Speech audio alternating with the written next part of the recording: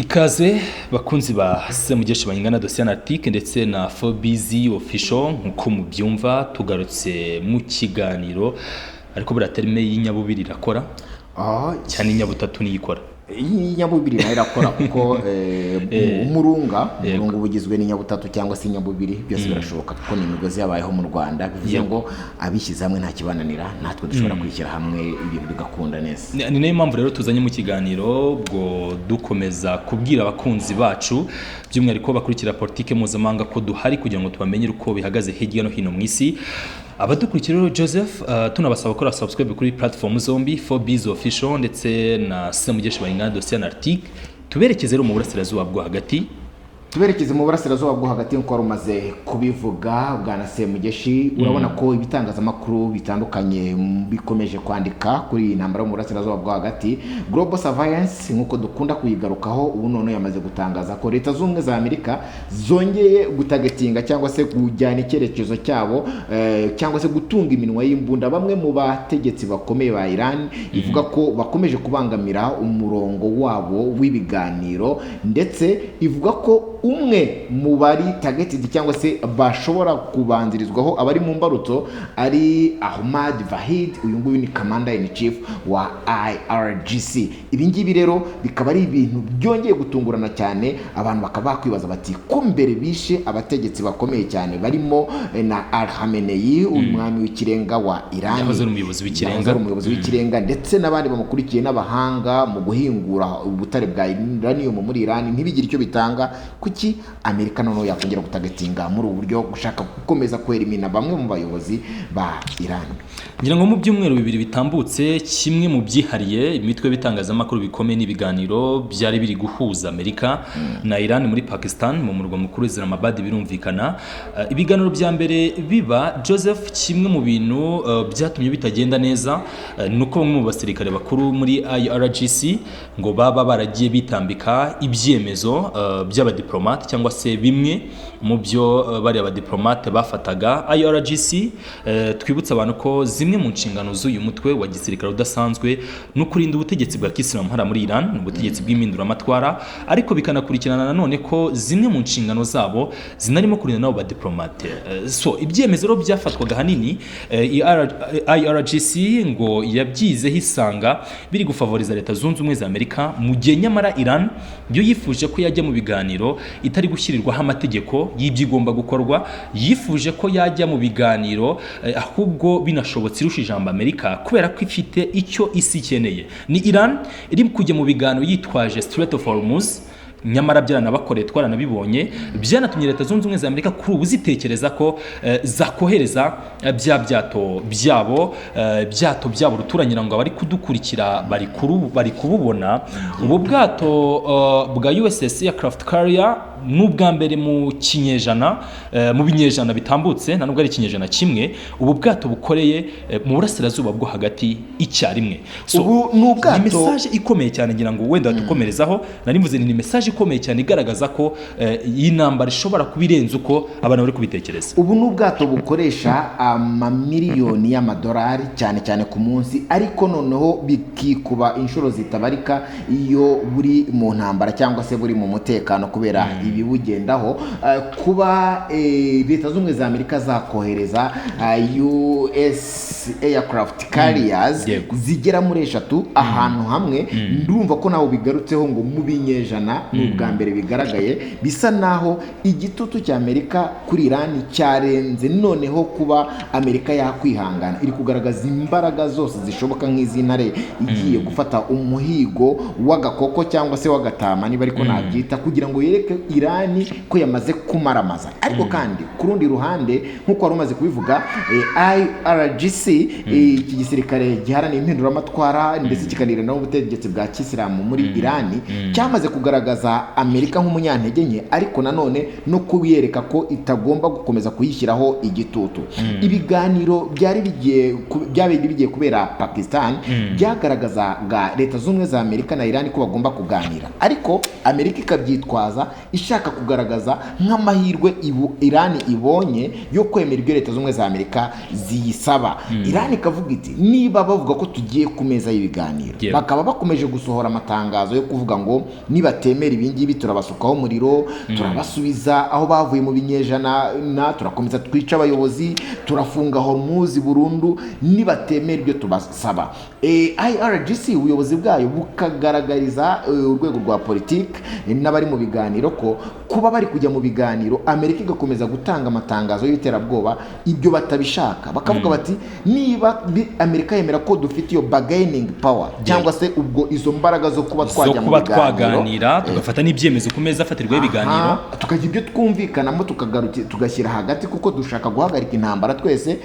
Iran yashaka kugaragaza ko intambara barimo iri guhombya Amerika ikanahombya Iran, ariko Iran igashimangira ko atari yo yahamagaje ibiganiro. Utararenga aho ngaho Trump asa nk'uwatebeje ku munsi w'ejo. Reka ndebe ko kuri Global Surveillance inkuru turi buze kuyibona Joseph, yabaye nk'utebye avuga ngo sinshaka gufungura umurohoro umunsi kuko nimufungura ngo bizungura Iran ngo miliyoni ngo zisaga 500 za buri munsi. Yabaye nk'utebye avuga ati miliyoni 500 za buri munsi rero n'amafaranga menshi nashobora kwemerera iki gihugu. ngira ngo inkuru sindi kuyibona neza hano hafi, ariko abadukurikiye barabizi ko twabivuzeho.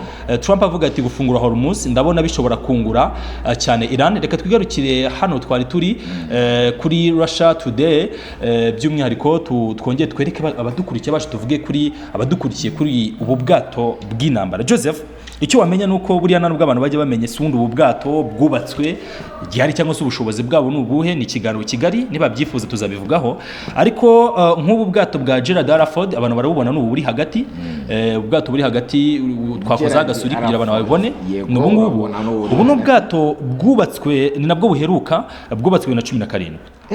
Nubwo vuba Gerald R. Ford ni nayo bivugwa ko irusha ubundi bwato bwose iterambere cyangwa se nyine ubwo ikomeye kurusha ubundi. Hanyuma ubwato bwa Abraham Lincoln bunabanza abari badukurikiye bari kububona.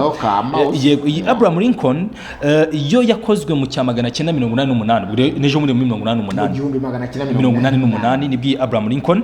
Hanyuma rero iyi George Walker Bush nayo ihera birumvikana yo ni yavuba ko yitiriwe nyine president wa America Bush, iyo ni 2009 ni nayo ihera hano.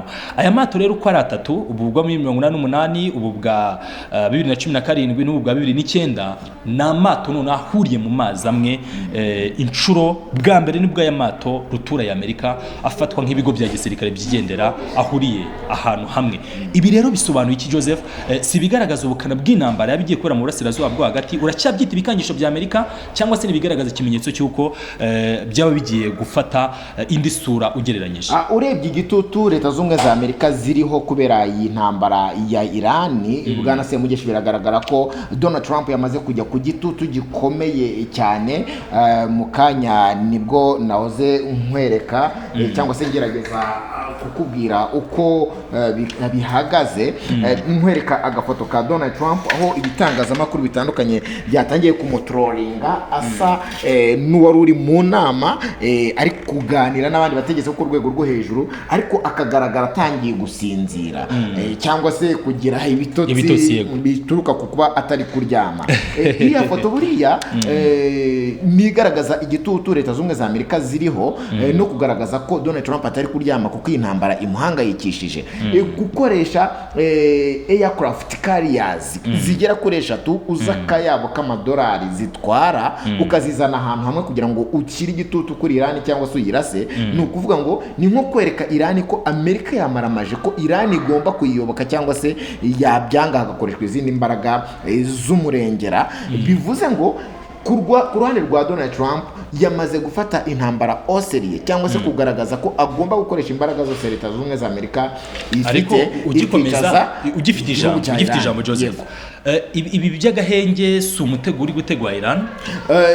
Iby'agahenge nako usa nkaho kadafashije nubwo IRGC nayo iri kubivuga kandi bizi. Ndabyita agatego kari gutegwa Iran kugira ngo Amerika ikomeze yisuganye, ariko nanone nkabona ko atari agatego gakomeye kuko Iran yo yamaze kwidistenga, nayo yamaze kumenya ibyo ihanganye nabyo. Irabizi ko umwanya nk'uyu nguyu w'agahenge byanze bikunze ibiri gutegurwaho kugabwaho ibitero. Irani irabizi neza ko aya ari amahirwe ashoboka yo kugira ngo yo yisuganye izongera ihanganira Leta Zunze za Amerika. Abategetsi ba Irani barivugiye bati intambara yamaze iminsi 12 ntabwo yo mu kwa gatandatu k'umwaka ushize yaduhaye isomo ko uko byagenda kose tutazongera gukubitwa nk'uko byari bitugendekeye. Twariteguye bihagije, ni ukuvuga ngo amahirwe yose ari kuboneka ari gukoreshwa n'impande zose. Amerika ishobora kuba iri kuyakoresha kugira ngo yitegure neza guhangana na Irani, ariko kandi nakwiziza ko na Irani nayo iticaye.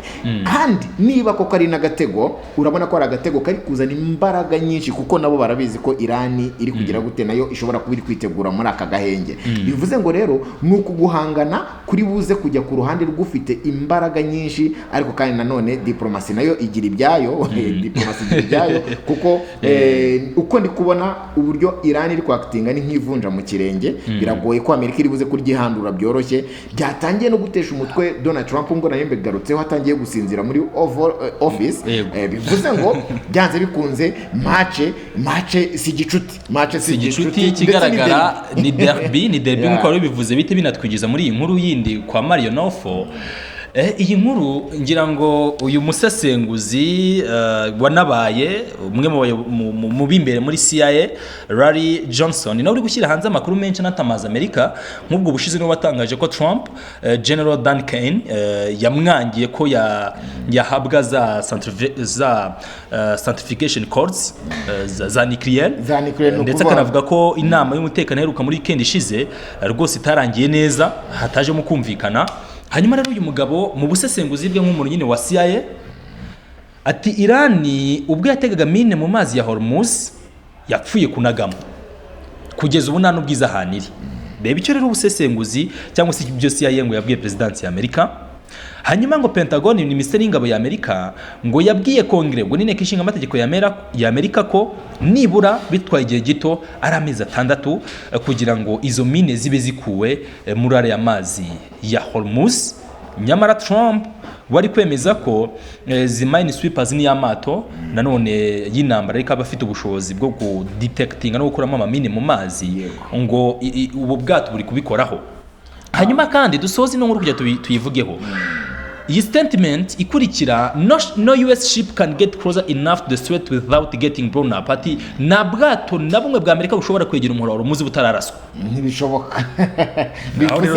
Bivuze ngo Irani iri maso ku kigero cy'ijana cyangwa Amerika yarabibwiye kuna rejyanira blockade ya Amerika iri yitaruye umuhoro Hormuz. Yagiye gufungira mu kigobe cya Oman kwegera umuhoro Hormuz. RGC riseriye cyane kuri iyi ngingo, yari yemeje ko ubwato buzagihirahira buzahita buraswa. Hanyuma reka uyu mugabo rero wahoze muri CIA nubwo yatangaje ibingibi amezi 6 ubukungu bw'isi ni bwahita bujya mu kaga, ariko iki hari icyo avuze nge numvise nta kwizera cyane nubwo nanakemera gutyo. Birashoboka ko Irani yaba yaranyanyagije zira mine mu mazi itanamenye ngo tuzinyanyagije ku buryo dukeneye kuzikuramo twazikuramo.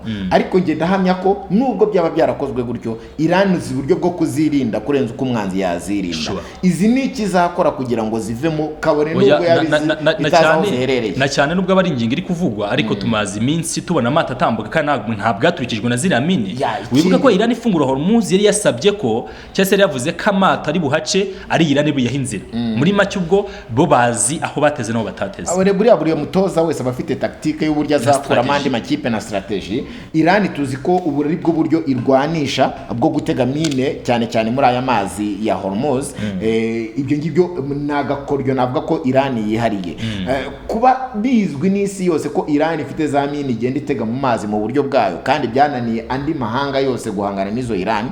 Ngira ngo iyi ntambara ijya gutangira abasesenguzi b'intambara bavugaga ko mu byo Irani ikomeyeho ari ukurwanira munsi mu ndiba y'amazi cyangwa se mu nda y'inyanja mu buryo bwo gutega ziriya mine. Kandi byavuga ko Amerika itarabasha kumenya ese ibyo bikorwa gute. N'utundi twato dutoya dukomeye twihuta cyane bazengereza uje wese ashaka guhangana n'iki gihugu cya Iran. Kuba rero wavuga ngo banyanyagije mine aho bataza abona n'ukongerera ubwoba ndetse no kuburira igisirikare cya Leta z'Ubumwe za Amerika kwitonda, kuko bashobora kugenda muri aya mazi bahubuka bakaba baturitswa na za misile nyine za mine na Iran ubwayo itibuka neza aho yaziteze.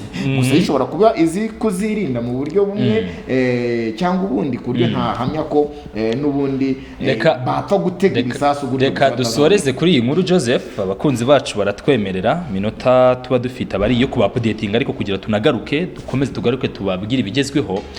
Hanyuma rero muri Minisiteri y'Ingabo ya Amerika ngo hakomeje gucicikanamo ama-email, baraganira ku ngingo yo kwima cyangwa se gukura Espagne mu banyamuryango ba OTAN. Kubera iki?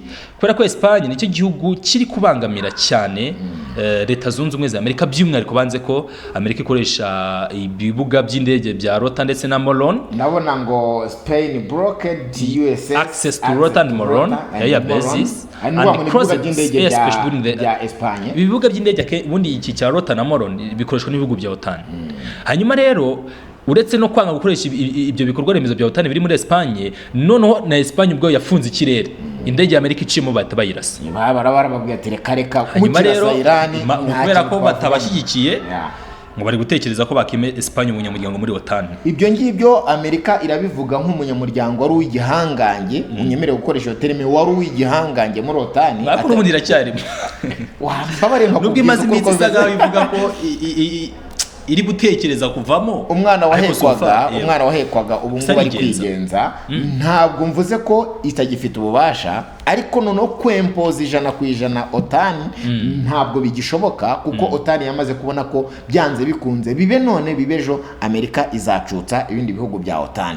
Ku buryo ntizeye neza ko Amerika yabi ikivuga ijambo rikijyana kandi rikanumvikana nk'uko yabikoraga mbere, kuko bamaze kubona ko byanze bikunze Amerika ihinduka nk'ikivu, ihinduka nk'amazi, hahandi ishobora kubyuka none ivuga ngo turaje duhangane kandi nawe turakwirukanye cyangwa se tugucishije bugufi. Ibintu wabonye ko ibihugu bya OTAN nabyo rimwe na rimwe bitari kumvikana Leta Zunze za Amerika, cyane cyane ko n'ibyemezo muri iyi minsi Amerika iri gufata bimwe mu bihugu by'ibihangaye birimo n'Ubufaransa gusebya perezida w'Ubufaransa Emmanuel Macron, kuvuga Ubudage nabi, Ubwongereza. Biragaragara ko OTAN yatangiye kubona ko akebo Amerika igiramo ibindi bihugu nabo nk'abanyamuryango yakabagiriramo. Niyo mpamvu za Espagne nazo zifata ibyemezo nka biriya zikazivuga ati kama mbaye ngaye nguko na Amerika yagiye mu murima ibuze ikigori yashaka gucyura umusigati. Ntabwo byoroshye se mugesha, ntabwo byoroshye. Twacumbikira aha tugashimira abakunzi bacu kuri Fobiz Official ndetse no kuri Semugeshi Bayingana Dossier Analytique. Hanyuma tubabwire ko amakuru n'ibiganiro byo abaragaruka. Wakoze cyane Joseph. Wakoze cyane abamwana Semugeshi. Subscribe nk'ibisanzwe ko twatangiye tubivuga, tujye tubana muri update zose zigezweho. Blessings.